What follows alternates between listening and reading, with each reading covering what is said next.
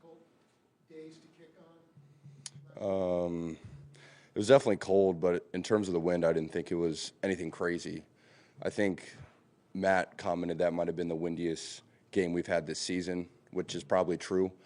But kicking 8 seasons now, I've had worse conditions, and it did feel windy, but I felt like it wasn't affecting the ball as much, and that's what you got to figure out in the warm up. Okay, it might feel really bad, but how much is it moving the football? So, Harrison, with your injury, post-injury, and with your new kicking formula, the way you approach the ball now when you kick, how has that just worked out for you post-injury and just the comfortability with it, with everything, and the stress that's putting on your body? right. So I didn't have pain, in the knee from kicking with that form, right? So some people have said that form's caused it, but I started doing that at least the entire 2023 season. That was my best season. I didn't have any pain or issues there, and then in 2024, it just kind of popped up on me, and I wonder if it's something that a lot of kickers get just from the torque on that knee. There was at least 2 kickers this year that I talked to, and they're like, "Yeah, man, I think I got the same thing. Like, I probably need to get it, worked on a little bit." But it's a technique that I feel like has been working for me. When I first started practicing after the surgery, I wasn't sure if I was going to be able to do that. When you get the surgery, you don't have quite the knee flexion, and in order to fall down on that left knee, you're getting into some big flexion there.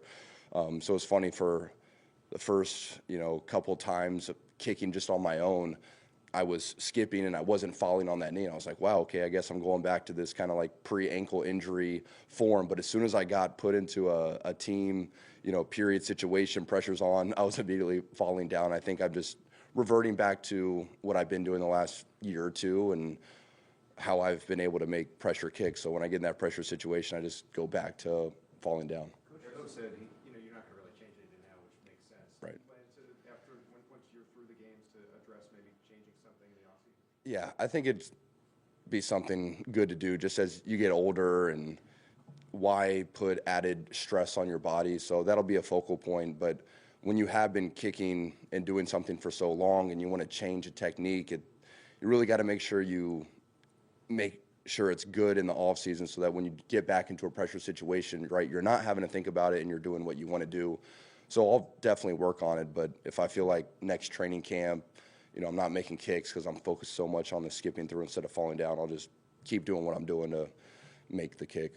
And obviously last year when you had it, like you said, had a career year. What is it about that form that you think helps you? I don't know. I think the most important part of kicking is ball contact, and the follow through I don't think matters as much. It's what's going on before and then right when you're making contact with the ball. And maybe it's just because I'm putting so much of a focus on that after I do kick the ball, I just fall down. I think, though, with the ankle injury, maybe I was a little bit more timid to put all that pressure and have the power and the strength to skip through after making contact with the ball. And maybe it was just subconsciously easier on my ankle if I just kind of fall down, right? Because if you look at the majority of my kicks, I plant and then all my energy just kind of goes down and my ankle kind of gives out a little bit. But sometimes in practice I'll skip through and it works out. And I think a lot of kicking is just the feel and focusing on making the kick, and whatever happens after the fact, I don't think matters as much as what's going on before it. This may or may not be related, but in what ways does kicking in the postseason sort of intensify or challenge your focus in ways that it doesn't in the regular season? I think the weather makes it difficult. I mean, if you're a Chiefs player, you got outdoor games. If you're playing at home and you have to deal with 20-degree weather and the ball doesn't fly as far. I think also, I believe 2019, we got the heater under the field. That's helped out a lot. But like the practice field doesn't have a heater underneath, so it can be very hard and difficult to perform and do what you've kind of been practicing all of the off season, all of training camp, when it's warm and sunny out and perfect field conditions. I think with the playoffs, as an outdoor team, you have to adapt a lot more to the wind, the field conditions. You have to change your expectations. The ball's not going to fly as far. So going out into a warm-up and expecting to hit the same distance of field goals and kickoffs, you're going to feel pretty demoralized when you go out and it's cold. So you got to change your expectations and do the best you can with that situation.